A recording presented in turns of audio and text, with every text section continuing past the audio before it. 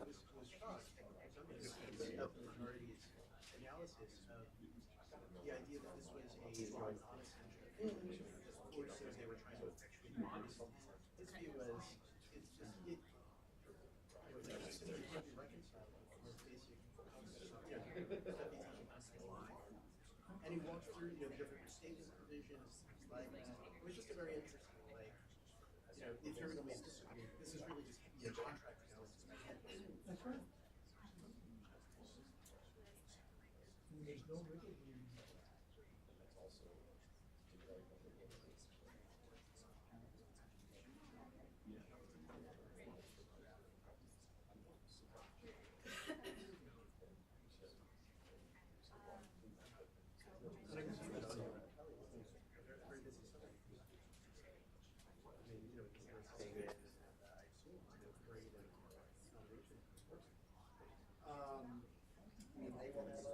Yeah.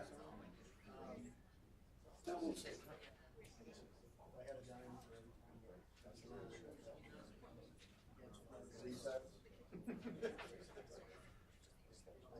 It's interesting that he said that just before taking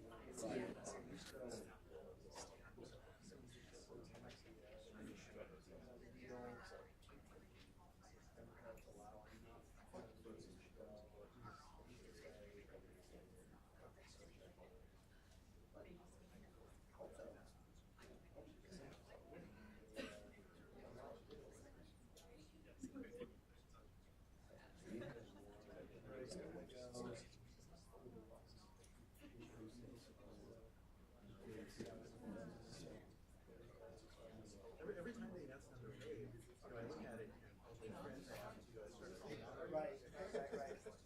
So,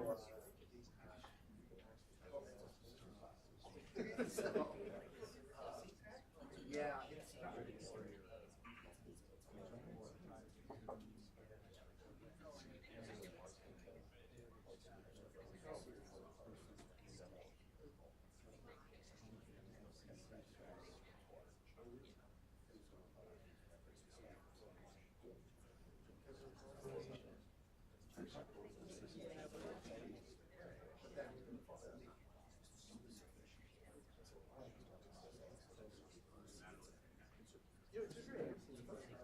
the folks on the other side is very good at investigating so that idea.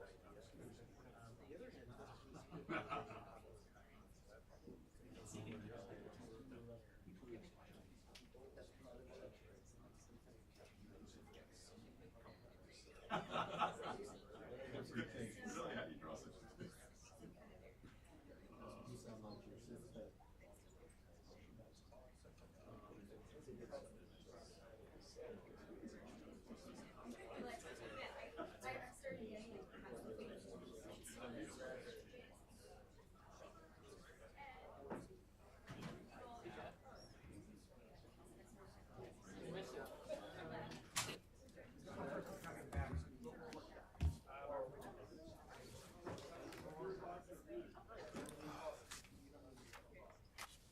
Want to stay seated? Want to stay seated? Yeah, that's why. You want to stay seated? You want to go up there? It's your call. You might want to do your opening from there, but I'll just see it in our exchange. The discussion might be better. Okay. Give your opening. One thing to remember is a hot mic. If you want to turn it off, you gotta hit the button. It's a hot mic. Congratulations, Paul. It's the first event we've started with a parade in town. So there's something very special about today. Good afternoon. Welcome to the Heritage Foundation and our Lewis Lehrman Auditorium. We, of course, welcome those who join us on our heritage.org website. For those in-house, we would ask that courtesy check that our mobile devices have been silenced or turned off. And for those watching online, you're welcome to send questions or comments at any time, simply emailing speaker@heritage.org. And we'll, of course, post today's program on the Heritage homepage for everyone's future reference.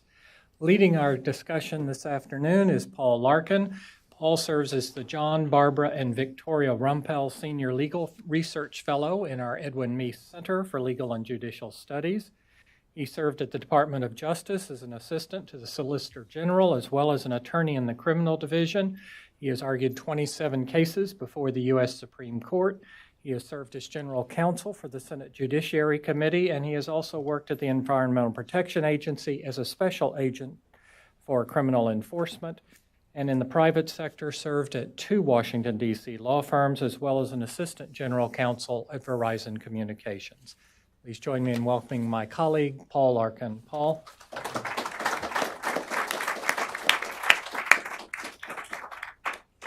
Thank you for that very warm introduction, John. I appreciate it. The one thing, unfortunately, you couldn't say about me was that at one time I had played for the Yankees. So I guess not even comically that I played for the Yankees. So Heritage issue events give a panel of speakers the opportunity to come in and educate the audience, as well as people like me who try to go to as many of these as possible, on a new approach to an old problem. What they can often do is give us a solution that we hadn't seen before, even though sometimes it was right in front of our eyes. Well, collapse that into a Heritage book event, and you'll have what we're going to do today. We have here today a lawyer, a scholar, an author, and a judge, Jeffrey Sutton, who has published this book, 51 Imperfect Solutions, which I have read, and it is terrific. Judge Sutton, as he puts it as the thesis of his book, tries to explain that an underappreciation of state law has hurt state and federal law and has undermined the appropriate balance between state and federal courts in protecting individual liberty. He will explain to us today why that is so, and in so doing advance our understanding of both state and federal constitutional law. Now, as I mentioned, Judge Jeffrey Sutton has served on the United States Court of Appeals for the Sixth Circuit since 2003. Before that, he was the Ohio Solicitor General, and before that, a partner at the Jones Day law firm in Columbus, Ohio. He has argued 12 cases in the United States Supreme Court and numerous cases in the lower courts.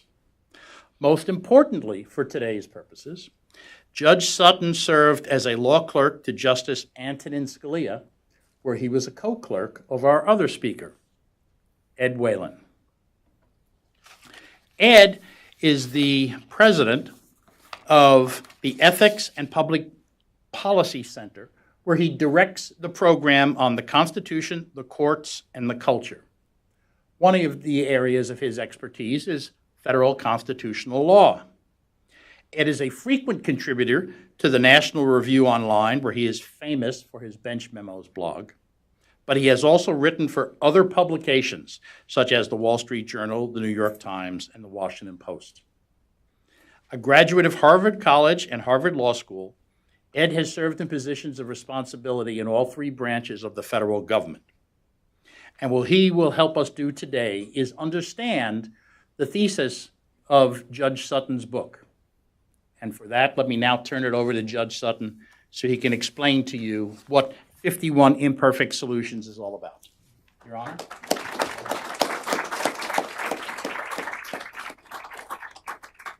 Thank you, Paul, and thank you to Heritage and the Federal Society for supporting this event. Nothing inspires confidence in a speaker quite like a stopwatch, so I'm going to set mine and go for about 15 to 20 minutes and then have a chance to talk to Paul and Ed about the book. I'm really grateful to Heritage and Federal Society for doing this. When I came out of my Hotel Monaco at 8 or 9 this morning on 7th Street and saw buses and everybody, I thought, oh my gosh, they've really done a lot of publicity for this event. And everyone's dressed in red. I thought that was kind of a patriotic point, and just really crestfallen when I realized they were wearing Caps jerseys. I wanted to get the book out and say, guys, hockey's a Canadian sport. This is an American book. And this is the home of, headquarters of our country. What are you doing rooting for a Canadian sport? But anyway, just remember the hardest series they had was against the Blue Jackets. We took them to overtime 3 times. So, Paul, I know your reputation, but I'm so grateful you read the book, and it's going to be fun to talk to you about it. Ed, I've known for 27 years. Justice Scalia once said that Ed was his knight errant. That was true when the justice was alive. That's been true since his passing. And I must say, as a co-clerk of Ed's, just imagine what that was like. I had so much to learn, and I've had a lot of blessings in my life, but the number of things I learned from Ed Whalen during that year of clerking is really immeasurable. I don't want you to think it was a one-way street, however. Ed got a lot from me. So the one thing most people in Washington don't know about Ed Whalen when he was in 1991, it's a long time ago, he was a very shy, retiring guy who was just always waffling. On the one hand, this. On the other hand, this. When Ed Whalen entered a room, it was as if two people had left. So that changed after 1992, and you could say it was correlation, causation, but I'd like to take responsibility for that. So you're welcome, Ed. So I'm going to give a brief why, what, and so what. I'll save, obviously, the hardest for last. The why did I choose to write the book? So like many of you, when I went to law school, for the lawyers in the group, I studied something called constitutional law.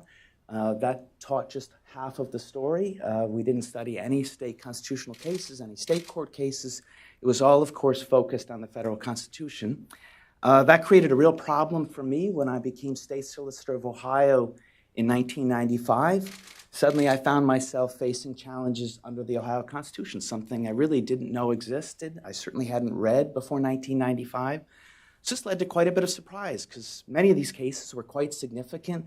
School funding cases, voucher cases, tort reform cases, criminal procedure cases. And I just found myself wondering, why in the world are people not thinking more about the relevance of state constitutional law and state courts when it comes to protecting American liberties?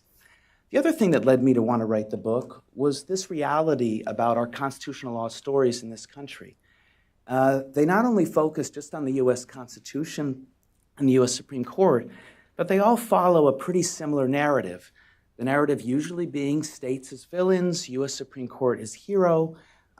Sadly, there's quite a bit of evidence to support that narrative, Jim Crow being one example, of course, leading to Brown versus Board of Education.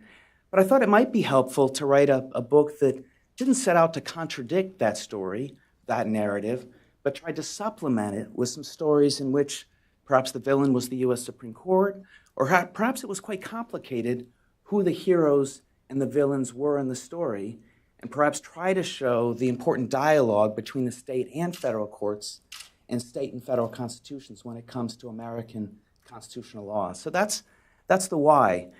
As to the what, one way to think about this project is to think about the founding in this way and what's happened since. This is a bit of a generalization, but I'd say it's fair to think about the founding in this way when it comes to federalism. Splitting the atom of sovereignty, of course, is quite complicated. If you're a physicist, you also know it's quite dangerous.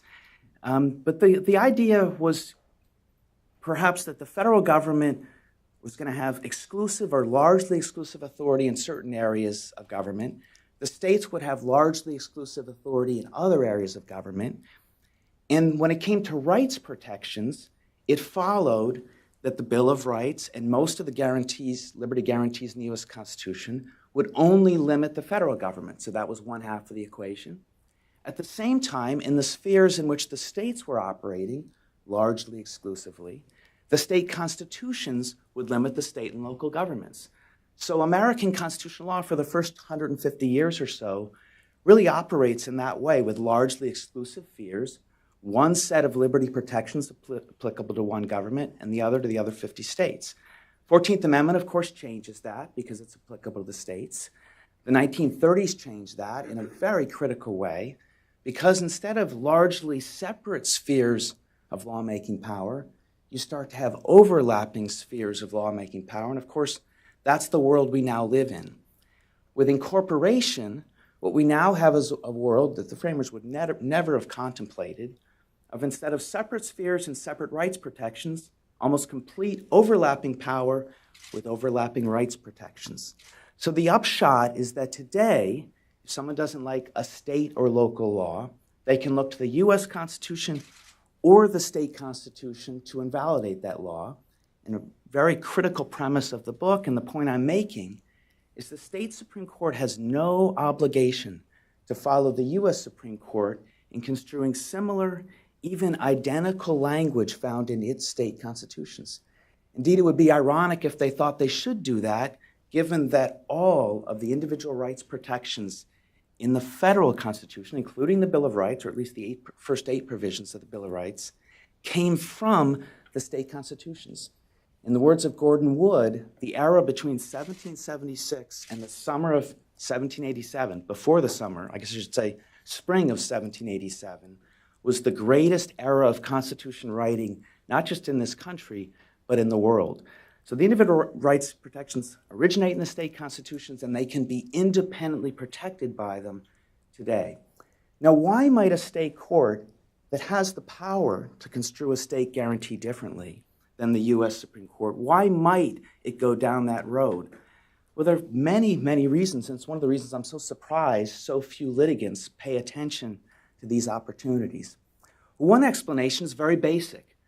While the text of the U.S. Constitution's individual rights guarantees all flows from state constitutions, many state guarantees are different from the U.S. Constitution, and many state guarantees are different from other state guarantees. So at the outset, there might be a textual explanation for a state court construing a guarantee to go further, to do more, and keep in mind, it can also do less. There's nothing wrong with a state court saying, we don't have an exclusionary rule under our unreasonable searches and seizures guarantee. What can go up can go down under the state constitution. History might also give an explanation. Imagine a world in which, say, it's a free exercise protection. Imagine a world in which the guarantees are letter for letter the same in the state and the federal constitution. Perhaps the history of that state might lead to a more robust protection for that guarantee. Imagine you're in Rhode Island, Maryland, Utah. Given the histories of the founding of those states by religious dissenters, it would not be shocking if their state Supreme Courts, in view of their history, construed those guarantees more broadly than other state courts, and above all, more broadly than the U.S. Supreme Court. Another explanation why the state courts could chart their own path is simple disagreement. You might have a living constitutionalist U.S. Supreme Court decision with respect to free speech. Nothing prohibits a state court from saying, well, no, we have a majority of originalists on our court, and we're going to adopt an originalist interpretation of that guarantee.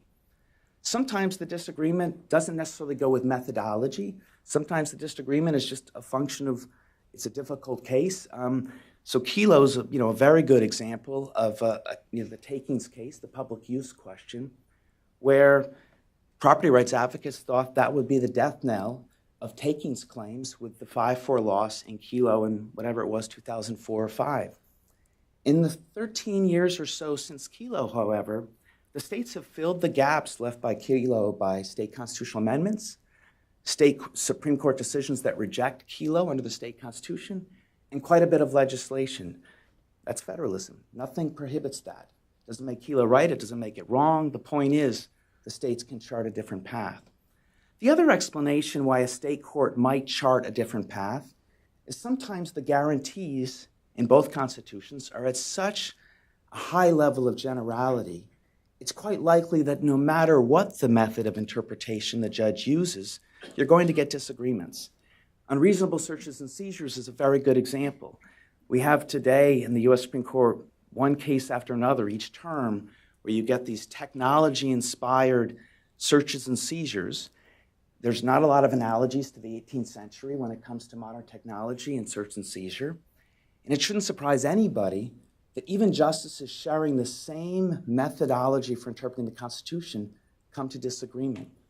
So sometimes disagreement's fine because it's just at a high level of generality and one shouldn't be surprised about it. Another reason why the court might take a different tack, a state court that is the U.S. Supreme Court doctrine has been a failure. Equal protection seems like a very good example of this.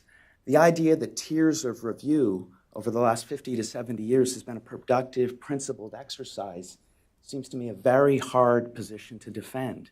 I think Larry Tribe said there are now 7 tiers of review. Here I am, a federal appellate judge. I can't even tell you how to prove that. I can think of 4. He says there's 7. He's probably right, and we're probably waiting for the 8th before long. But if you're a state court judge, how can you reflexively say That's a great regime, and that's one we should adopt proudly for our state. I just don't see it. After that failed experiment, it seems to me quite wise for a state court to say, we'll try our own path and go our own way. So let me just check my time so I don't lie too often during the speech. So that's the what. That's the what of the argument. So now the so what. Well, why does this matter, and why should you care, and why in particular should litigants, and I hope state court judges, care about this? Well, the so what number one is that I think what I'm promoting is consistent with the original design in one way. The way it's not consistent, of course, as I pointed out, it was largely exclusive spheres of power that the states and federal government has. So that's changed. But I think what is consistent with the original design is I do think the founders saw the states as the first bulwark in rights protections, not just because federalism is itself rights protecting, but because they thought of the state courts, the state constitutions, and their individual liberty guarantees as the first responders when it came to rights disputes in American government. So one thing I'm trying to promote is to return us to that situation. It doesn't eliminate the role of the U.S. Supreme Court. It just makes the point that they're the backstop, and they shouldn't be in the vanguard when it comes to rights innovation and rights debates. We should have a little patience when it comes to the state court's role on this. The second thing is, I think this approach is healthy for all methods of interpretation. Woody Hayes used to say, I can beat you with my team and I can beat you with your team. And I'd like to say the same thing about what I'm recommending here. If you're an originalist, I don't know how you can't believe in what I'm talking about, because how can an originalist find out the original public meaning of these federal guarantees without looking to state court decisions? Read Heller if you doubt me. That's the key move in Justice Scalia's opinion, is to look at what the late 18th century and early 19th century state courts were doing with these individual rights guarantees. And one of the best pieces of support for his opinion is that 40 to 41 of the state constitutions had an individual rights guarantee, and it was treated as an individual right and not a collective right. That all comes from evidence supplied by the state courts. So the originalists shouldn't just like independent, vigorous state constitutionalism. They need it. As for the pragmatists, the goal of the pragmatists is to see what works. Presumably, they're talking about a guarantee at a very high level of generality. They want to adopt an interpretation that doesn't make things work. What the pragmatist needs and what they're always talking about is empirical data. How do you get that? But by looking at states, ideally states that are taking seriously their independent duty to construe their constitutions, and see what they've done with different guarantees, see what works, what doesn't work, then and only then decide whether to nationalize the issue. Sometimes nationalization will make sense because there will be an approach that works a lot better than the others.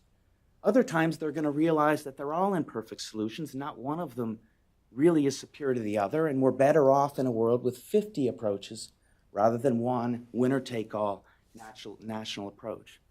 The living constitutionalists, to try to be fair to them, I think it's a bit of a caricature to say they wake up in the morning, look at the mirror, and see their view of the Constitution looking back at them.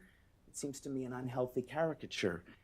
What I think is really going on is the view that you've got, in some cases, general guarantees in the Constitution.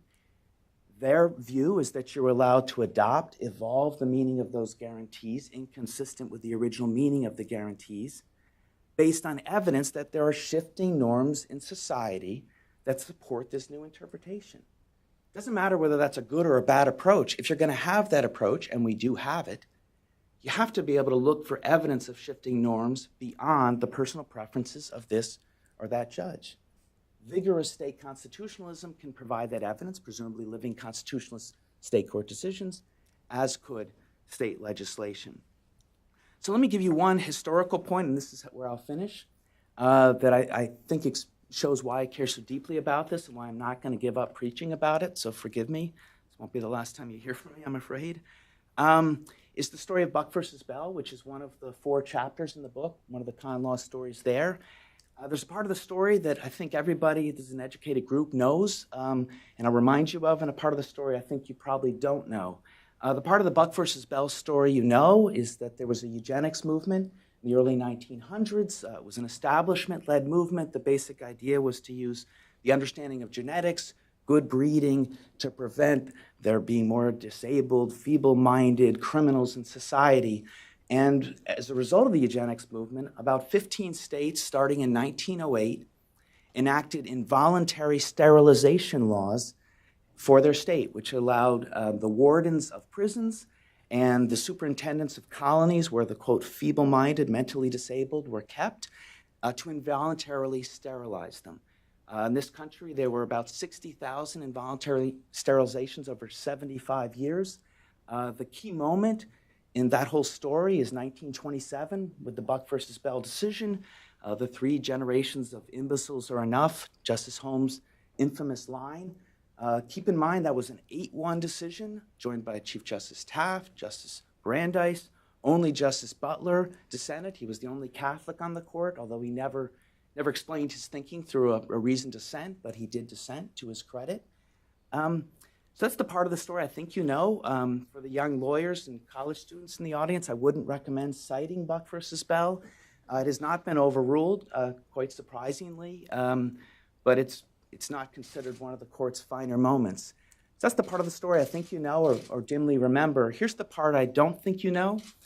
Between 1908 and 1927, there were 8 lower court cases involving challenges to these involuntary sterilization laws. 7 of them came out the right way by the verdict of history. 2 were in the lower federal courts, 6 were in the state courts. The only state court that got it wrong was the Washington Supreme Court, but the legislature amended the law a year after the decision. There's a wonderful decision from the New Jersey Supreme Court called Smith, which gets the issue completely right by the verdict of history, and I would like to think even at that time. So no one knows that story. That, of course, is, I hope you're getting the point, who the villains and the heroes were in that story. That's one reason I tell the story, to show things are a little more complicated than we're often taught. But the part of the story that's the most disturbing to me, and what I really am trying to change, is what happened after 1927. The shocking thing about what happens after 1927 is that with the great Oliver Wendell Holmes, the great U.S. Supreme Court, announcing they're embracing eugenics, no one goes back to state court to challenge these laws. In fact, 15 states right after 1927 passed new eugenics laws. Think of what we've got. We've got a world in which we have a bad U.S. Supreme Court decision about the U.S. Constitution, Buck versus Bell. We have lots of very good state court precedents showing these laws are invalid in lots of states under state constitutions. After 1927, the lawyers, the individuals are not willing to go back to state court and bring challenges that had been successful only 15 years before under their state constitutions. What is going on? I have no explanation for why this is. I used to think the problem of underappreciation of state constitutions and state courts grew out of the Warren Court. This is long before the Warren Court. So there's something wrong with a system that gives people 2 chances to invalidate a state or local law. It seems particularly wrong when one of those chances has been highly successful for a while, and yet they're unwilling to go back and use that opportunity after a negative U.S. Supreme Court decision. So just for the younger lawyers in the audience, younger students in the audience, just keep in mind, the state courts, of course, had to follow Buck versus Bell when it comes to a claim under the federal Constitution after 1927. They had no such obligation under their own constitutions after 1927, and yet no one went back to state court. So the eugenics movement ends with state anti-discrimination laws prohibiting discrimination against disabled, not the state courts, and eventually with the ADA. So I'm really eager to get some questions, and I think we're going to do it from down here. Great.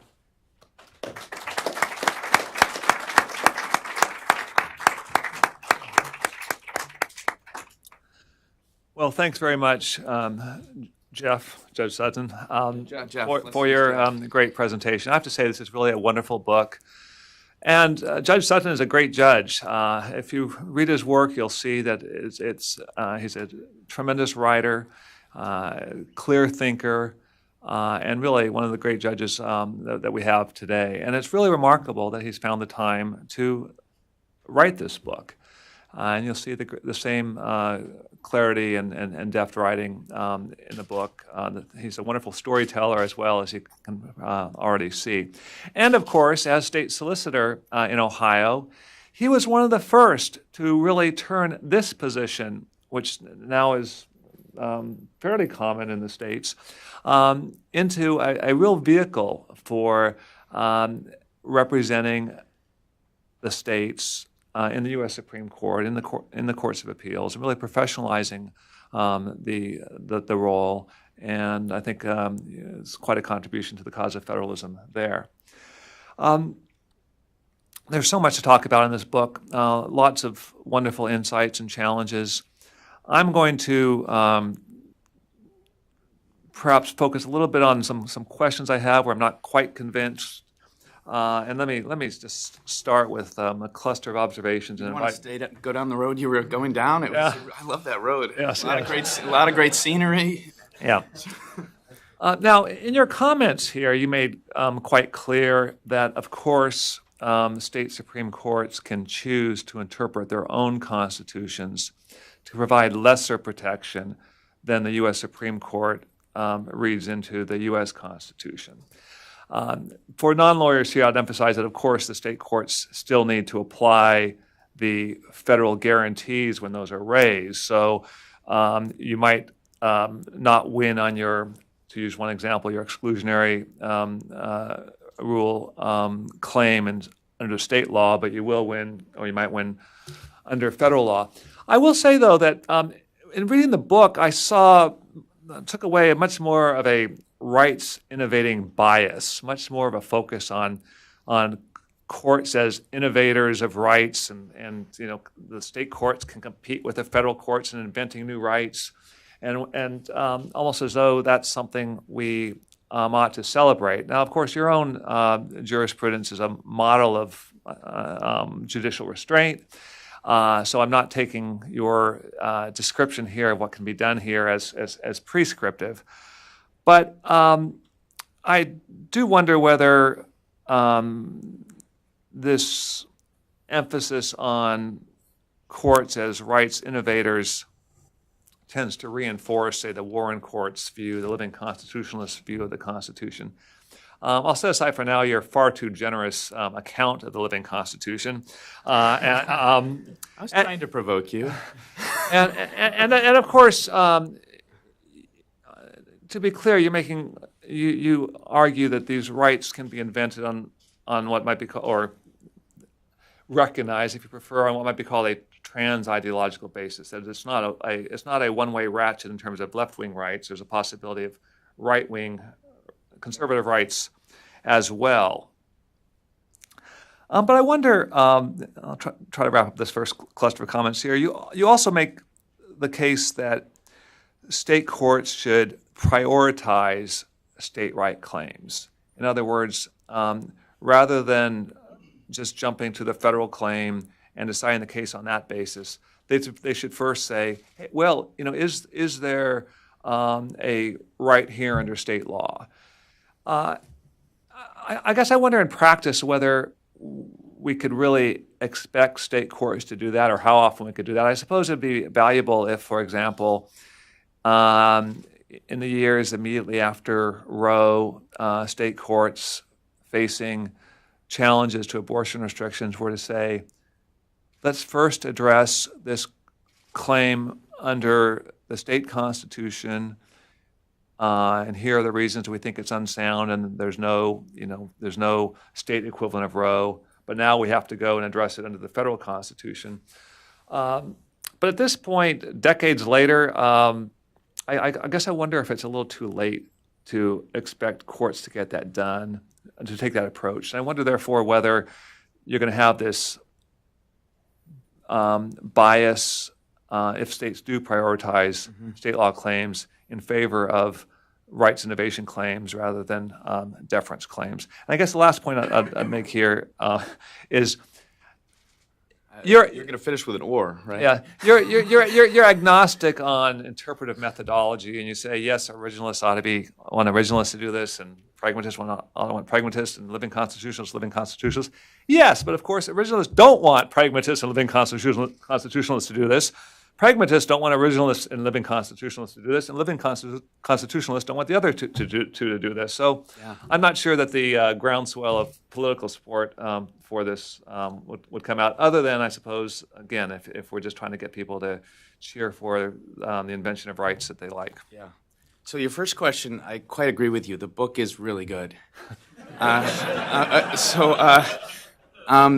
You've described me correctly. I do not think in America circa 2018 the federal courts are not doing enough to run the country. So you're right to think I have an anxiety about that. Doesn't necessarily apply to the state courts, but it's accurate. You're also accurate in terms of the libertarian bias of what I'm saying and promoting, or potentially likely libertarian bias. And the best way to illustrate it is to shift to, instead of a Canadian sport, an American sport, American basketball. If people start taking 2 shots rather than 1 every time they're fouled, you're going to have more shots. You're going to have more scores. That's going to happen. And so the reality is, if all American lawyers, state court judges really come to appreciate that there are 2 independent shots to knocking out state and local laws, more state and local laws are going to be challenged, and they're likely to be more successful. In a perfect world, what that would lead to is more successful challenges in total, but perhaps less need and less pressure on the U.S. Supreme Court for these winner-take-all epic debates we seem to really be enjoying as Americans the last couple decades. So you're right that that is a bias. Now, you pointed out correctly, one reason state constitutionalism really only became relevant in about 1977, because that's the end of, or the early 1970s, that's the end of the Warren Court and Corporation era. So it's only in the 70s when you really have these 2 shots. And one reason, in my view, that state constitutionalism got off on the wrong foot is the initial proponent of it was Justice Brennan. And Justice Brennan wrote a really, quite transparent article in 1977 saying, I'm dissenting quite a bit in the U.S. Supreme Court in these debates about the U.S. Constitution. I'd really like it if some state courts started following my dissents and adopting them under the state constitutions of their states. Well, for some people that was quite attractive. For people that care about state constitutionalism, it was really not a good message. The idea that adopting dissents based on the federal constitution is a helpful way for interpreting the state constitution is really quite disparaging and disrespectful of the state courts. The second part, not if you're a living constitutionalist. Well, no. The evidence for living constitutionalism comes from the states initially, but the other Brennan problem is it led to the message that this is for liberal rights and not for all rights, and that's why I started out by saying it's libertarian. So if you like takings claims, impairment of contract claims, you think the free exercise clause in the First Amendment is under-enforced, this is for you.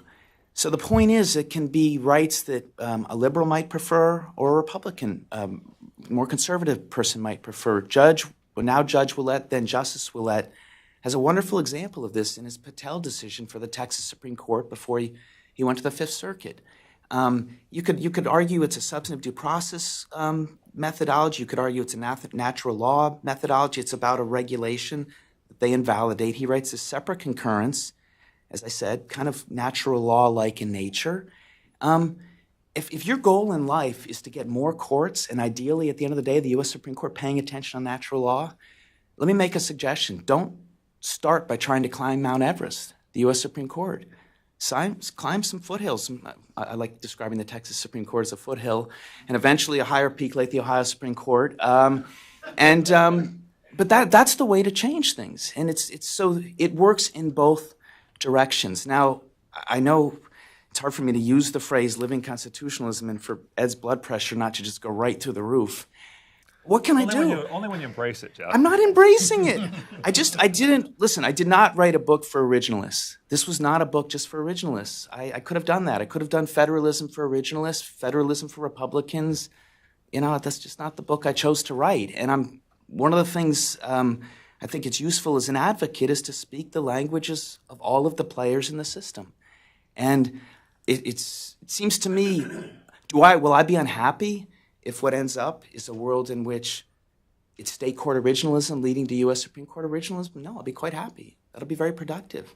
That was not the goal of the book. And I have to, the world as it is, I've got to acknowledge there are a lot of other approaches out there. And, you know, the Massachusetts SJC gets to do what it wants to do. And if the people of Massachusetts don't like it, they can complain. And this will be my last answer to, I still don't think I took as long as your question, but this will be my last answer to it. You might have noticed I started by saying I lost a lot of cases in the Ohio Supreme Court under the Ohio Constitution, and that should lead to some cognitive dissonance in your mind. Like, well, why does he like this? Does he have no pride? He lost all these cases he should have won. And the answer is, one, I did think it could have been worse if the U.S. Supreme Court had nationalized some of these cases. But the other thing is I lived in Ohio through what happened next from the mid-1990s to today. The people of Ohio changed the composition of the Ohio Supreme Court.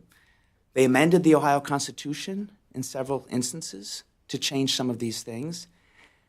The U.S. Supreme Court is very difficult to change as a matter of composition if everybody's serving 25 to 30-year terms. There's just 9 people.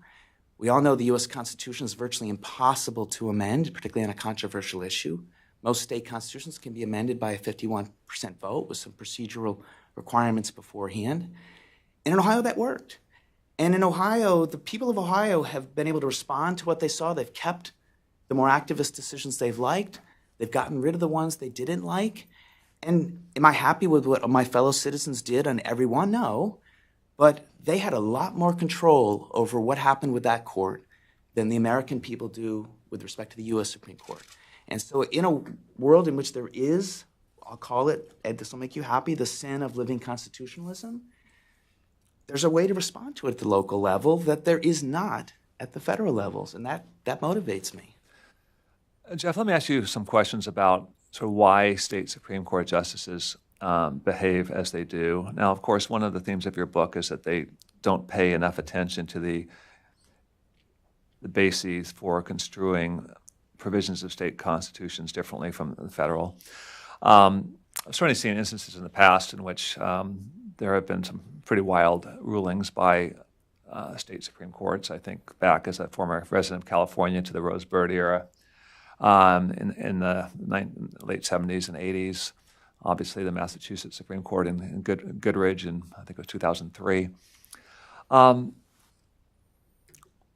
guess one question I have is it your sense that some justices, state Supreme Court justices, find it easier to simply follow the federal Constitution because they're somehow less accountable and they can explain to voters in those systems in which they're up for retention or reelection, hey, the U.S. Supreme Court made me do it? Are they simply find it convenient to duck addressing some issues? For example, in my hypothetical of an abortion case in a state court, someone might think, well, why should I bother going through the analysis that there's not a right to abortion under the state constitution when I still have to apply the Roe Casey framework? And then just to toss things out too, some other thoughts out. I think most lawyers will say they'd rather be in federal court than in state court. They view federal judges as of higher quality. When you look at the salaries that state Supreme Court justices receive and combine that with their lack of life tenure, the need to face election all the time, it's not surprising that those courts might not attract the best legal talent. I'm sure there are quite a few excellent state Supreme Court justices. And indeed, I'll note that President Trump has nominated or appointed, I think, some 7 state Supreme Court justices to at state SGs, it gets to like 11 or 12. Yeah, so it's very impressive. But one example is an excellent judge, from what I hear, Patrick Wyrick, state Supreme Court justice in Oklahoma, has been nominated to a district judgeship. So he's evidently more interested in being a district judge. The bottom of our 3-tier system, than in than being, one of whatever it is, 7 or 9 justices that have the final word on what Oklahoma state law is. And obviously we see something comparable in the other state Supreme Court justices accepting their federal appellate positions, though I'm sure you find that much easier to understand. So I'd just be interested in your view on, again, why justices behave as they do, why we have the state Supreme Court justices we do, and whether lawyers, therefore, are going to prefer the federal court system, never really tee up a lot of these issues for the state courts to decide. Well, first of all, it hasn't always been so. Cardozo, Holmes, Traynor, some of the great American jurists were state law jurists, and I go back to what the Trump administration's doing. They're looking for these. Everyone agrees these are merit-based appointments. They're going to the state courts to find some very good people, and you're right that those people are agreeing to take the shift or make the shift. That could be because it's diversity in their experiences. They've enjoyed being a state court judge, and now they get to be a federal court of appeals judge. That makes sense. I'm quite confident that if it's a higher salary, that would make a difference. That would affect my decision-making. Life tenure helps. Not all states pay less. California pays more. If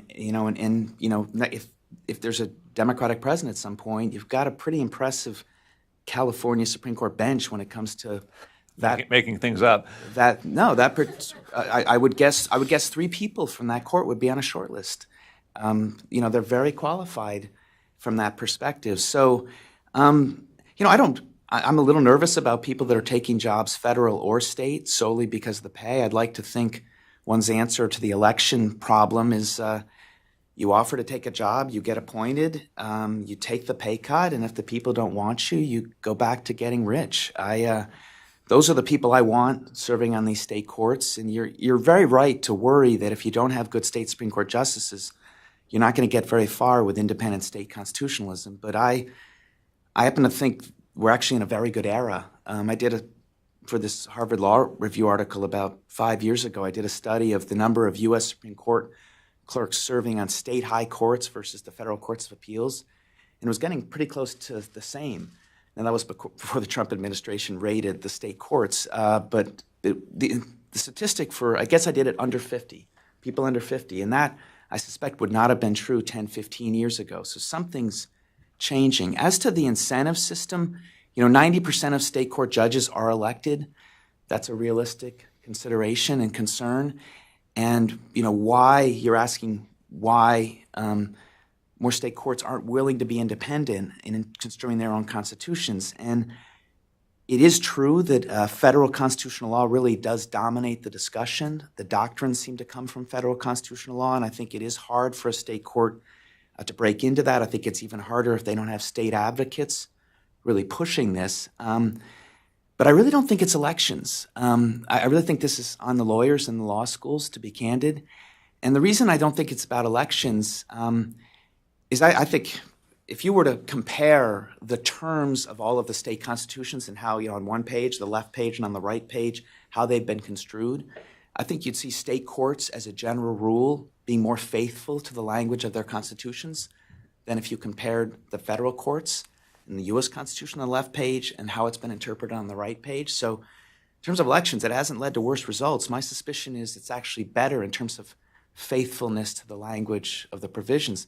But if you want to be really crude about elections and electoral practicalities, what's just a real head-scratcher to me is states in which it's a very conservative state, originalist state high court justices, and they're getting cases presenting substantive due process or some federal doctrine that is demonstrably not originalist, very living constitutionalist. They, of course, should be very quickly saying, well, no, we don't do that in Texas. We don't do that in Louisiana. And I think they're not doing it because the lawyers aren't pushing them to do it. But elections are not the problem.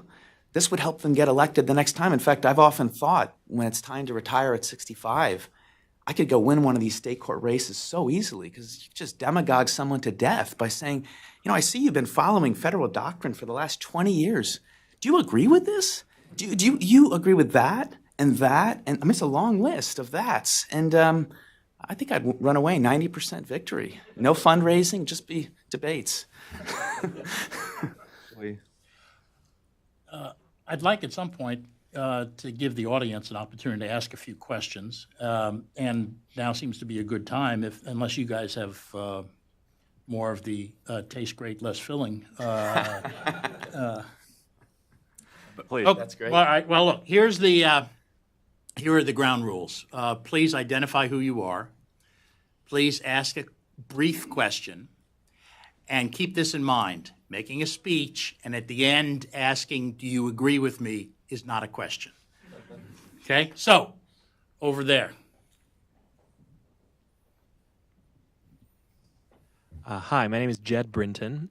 My question, I guess, goes back to kind of an extension of one of Ed's questions. I love the ideas of the book. My concern is a practical concern. Thinking back to the folks that I went to law school with, my good friends who were not members of the Federalist Society, who was the vast majority at my law school, and I think most law schools, and therefore most of the legal profession, I'm sort of concerned that they will get a copy of your book, and, that they will think about it and be persuaded by it, and then, the vast majority of people out there who are actually following through on what you recommend in the book will be my friends from law school who are not Federalist Society folks, and then a good chunk, if not the vast majority of the justices taking them up on their invitations in court would, again, be folks in that demographic, and so then as a result, the outcome of the book would be primarily on the living constitutionalist, if not pragmatic part, and you'd have very few of the sort of third category. So what are your thoughts about that? Is that something that... Yeah.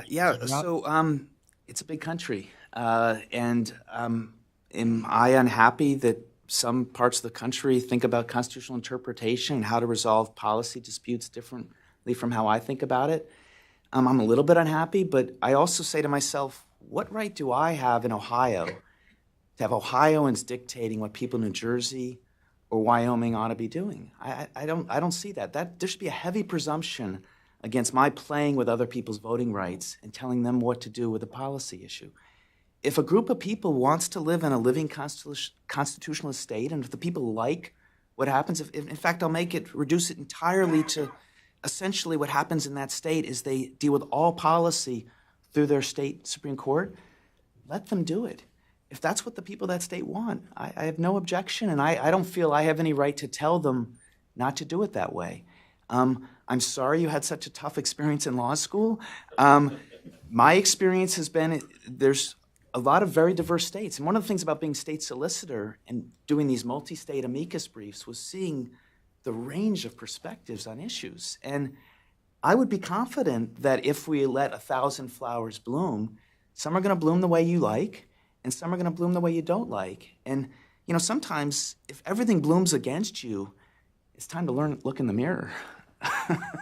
Well, Jeff, I certainly agree with your broader Federalist vision, but I don't think it's sort of fair to assume that in any state in which a court has been taken over by the left, that reflects popular will in that state. Nor do I think that a proper vision of federalism would really involve government by judiciary in half the states in the country. Well, I'm not saying it's good. I guess the one thing that's easy for me to say is, and I can say categorically, is in every state in the country, it is easier for the people to correct a misbegotten state Supreme Court decision than it is with respect to the U.S. Supreme Court.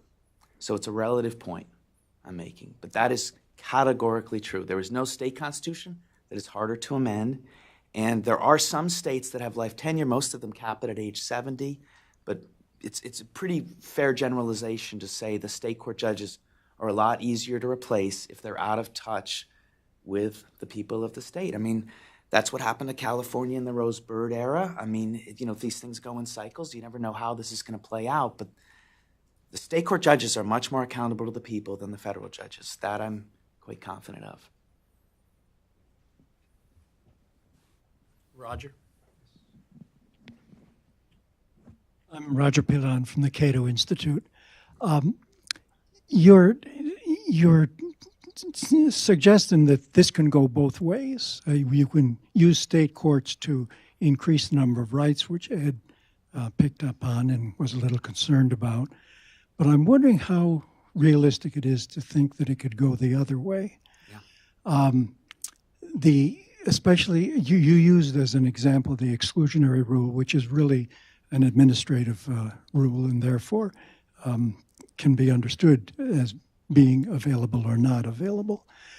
But when you talk about basic rights or powers, the idea that a state can exert more powers than would be found under the federal government, and therefore implicate rights, raises the question that Ed raised about there is a floor with respect to rights under the federal government. And I'll give you an example. In Florida today and North Carolina, it seems to me that you have funding for schools whereby the grant is given to the parent and the parent can go to religious schools with that funding. And there's a great hue and cry from the left about that it amounts to funding religion. How would your approach deal with something like that? Yeah, so I'm asking, in other words, how realistic is to think that there is a lot of room on the other side of the So increasing I'll rates? answer it specifically with respect to vouchers because I defended the Ohio voucher program, so I know it quite well. That was a wonderful, complicated case. Long before Trinity Lutheran, you'll be interested to know the plaintiffs in that case raised not only an Establishment Clause claim under the First Amendment, but there were two state guarantees, both of them kind of Blaine Amendment-like guarantees. They challenged on that ground as well, and I was quite nervous about that state Supreme Court relying on the state guarantees. And if that happened, of course, I would not have been able to seek cert in the U.S. Supreme Court because it would have been a state ground, and the state courts are the final decision makers when it comes to state law. So one of the things I did as a lawyer was insert the defense. This is in the 90s. If you construe the Blaine Amendments in this way, you will violate the Free Exercise Clause rights of these children, was the way I put it. I demonstrated by saying, imagine a bus that picks up all the kids from the neighborhood. You've got a Catholic school on one side of the street, a secular private school on the other side of the street. The 5-year-olds get off the bus. The government bureaucrat is there with the vouchers and says, where are you going to school? You say secular school, good for you, voucher for you. You say Catholic school, no voucher for you. And so that was the way I dealt with that problem there. So the federal Constitution is not irrelevant, and these guarantees are a backstop across the board. Now, there's a second point in what you're saying, which is super important.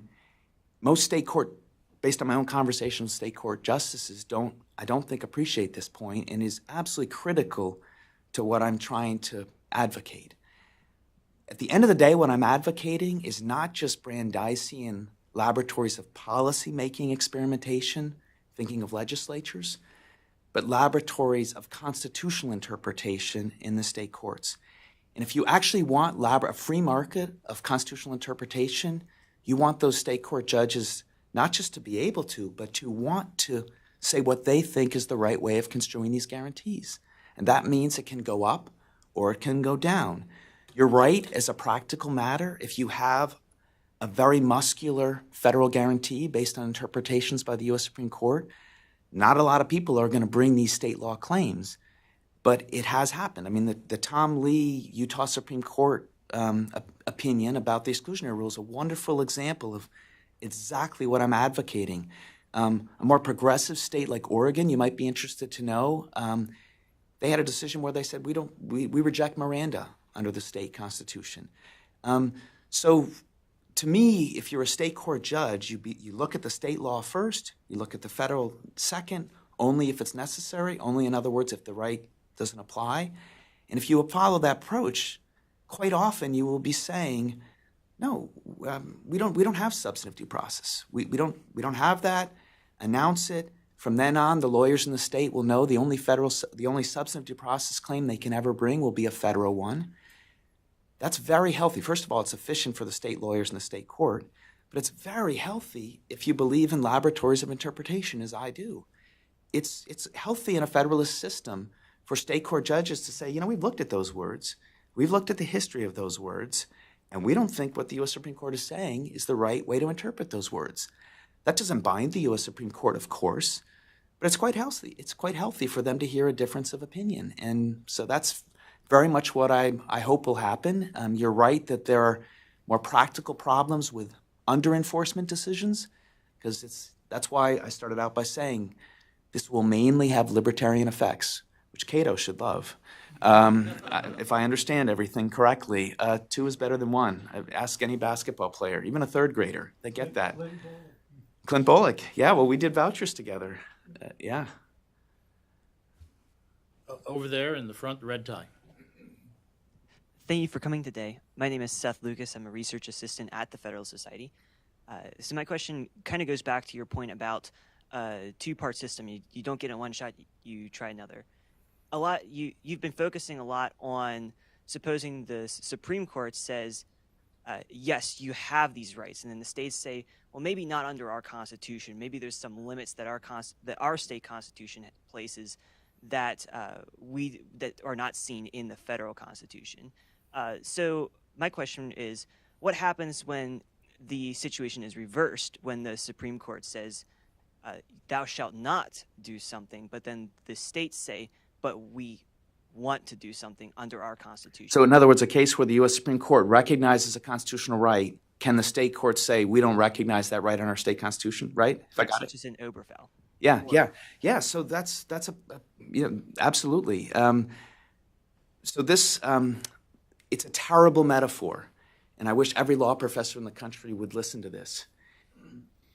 U.S. Constitution does not establish a floor when it comes to the meaning of the state constitutions. That's just wrong. It establishes a floor, which means nothing. It establishes the meaning of the U.S. Constitution. It's not a floor, it's not a ceiling, it's just the meaning of the U.S. Constitution. And if someone brings a federal constitutional claim, the state courts have to respect it. There's a floor as to how the state courts will rule when a federal claim is made, but it's not a floor as to how the state courts construe their own constitution. Yeah, you can think about it that way, but I just would prefer to think about them independently. They're 2 different shots, and whatever the federal constitution means, you have to respect it as a state court judge. It has zero influence on what you think the state guarantee means, you a state Supreme Court. And that sounds funny because if we think of the great floor metaphor, what I'm imagining is this is the federal claim, and I'm telling you a state court can do less. Answer, yes. State court can do less under the state constitution. Bingo, exactly. Yeah, but not under the federal constitution. Bingo, my editor. And friend. But great question. That's a very important point. Hi, Andrew Grossman with Baker Hostetler and occasionally the Cato Institute. I know you reject this floor metaphor, but I do wonder that it actually is relevant in at least one practical respect, which is that these types of claims are going to, of course, be brought in tandem, a state claim and a federal claim. And federal law has so come to dominate our rights talk that all of these claims that are, you might say, below the federal floor, federal case law is dominant in those areas. Take, for example, free speech. When you litigate free speech issues in state court, there frequently are these tandem claims, but the court's modes of decision, especially on, you might call the underbrush or the below the floor type areas, it's all going to be federal law reasoning. Doesn't that make it difficult as a practical matter for courts interpreting their state constitutions to, let's say, rise above that floor? In other words, to address claims that are not cognizable necessarily under federal law, but might be under state constitutional law, when they lack effectively any jurisprudence that's below the floor interpreting their state constitutions. In other words, how do you extend a doctrine to a new area up somewhere above the floor where the doctrine has never been created? It's never been drawn out in a series of cases because the court has never had the calling to interpret its state constitution on those easier or less controversial cases. Yeah, forgive me for this direct answer, but it's 2 words, Stockholm Syndrome. After a while, the inmate says, I really like the warden, and everything he's asking me to do makes a lot of sense, and maybe being in a prison's not so bad. It is true, federal doctrine, U.S. Supreme Court decisions do dominate the discussion, and that's exactly why we are where we are. But let me tell you about a state that has not followed this model, and where in that particular state you have a dearth of state court decisions that invoke the federal doctrine, Oregon. So actually the best states in this are Oregon, New Hampshire, and Maine. And they use what's called a primacy approach, which makes so much sense, as an original matter, that when someone says the state is engaged in state action that violates the U.S. Constitution, they are invariably talking about equal protection and due process. Why do I say invariably? Because all of incorporation goes through due process. The first order of business in the Oregon Supreme Court is to find out, it's essentially an exhaustion doctrine. What remedies are there under state law? Can we construe the state statute to eliminate the problem? If that doesn't work, is there a reg that helps? If that doesn't work, does the state constitution eliminate the problem? Think about how coherent that is. What is the due process a state provides an individual? Why, it should be every remedy they have in that state, including the state constitution in the state court. So what they do is they go through that whole process first, and if they grant relief, end of story. They don't even address the federal claim, as they do not have to address the federal claim. Only if they reject the claim under state law do they shift to the federal claim. What's ended up happening, now it took a long time. Hans Linde was the leader of this. He started this in the 70s. But if you talk to Oregon judges and justices, they will tell you it's actually really worked. It's been very productive. New Hampshire and Maine are not quite as aggressive on this point. Now, I'm now making an argument after saying Stockholm Syndrome, where I've proved there are only 3 states are doing what I think is a good idea. That forces me to account for the key premise of what you're saying. Isn't this asking a lot of the state courts? They decide 95% of our cases in a given year, and you're now going to throw on them this duty to build from the ground up doctrine and free speech, free exercise, and so forth. There was an article written about the Oregon experience recently, and they said it's about a 15-year project. I think that's about right, and I think a state court might decide to start. You look at the composition of the court, what are the issues they care about? The Texas Supreme Court cares about contracts, property. That's not a start there. You read Justice Ouellette's opinion, you're not going to see a lot of federal doctrine there, but I mean, there's so many chickens and eggs in this problem, but fundamentally as lawyers, we can blame law schools, but fundamentally as lawyers, and, you know, you have to find a way to get the state court interested in the state ground. I'll just make one last point. If you just try to look at all the cases where it worked, where people got the state courts interested in either going below or going above, it was because lawyers found something about the history of that state guarantee, some kind of local pride, whether it's historical or culture, that seemed to really energize the state court. And that's when you get those decisions, and that's when you win on behalf of your clients. So it can be done. I realize we're at the bottom of a pretty big and steep hill, but it has been done, and it can be done in more states than those 3. Judge, I'm going to have to give you the last word on that because we're running out of time. Please join me in thanking both Judge Sutton and Ed Whalen for coming in and telling us why 51 imperfect solutions is perhaps the best way to look at the constitutional law in the United States. My pleasure. My pleasure. My pleasure. Okay, now we will adjourn. Go upstairs to 8.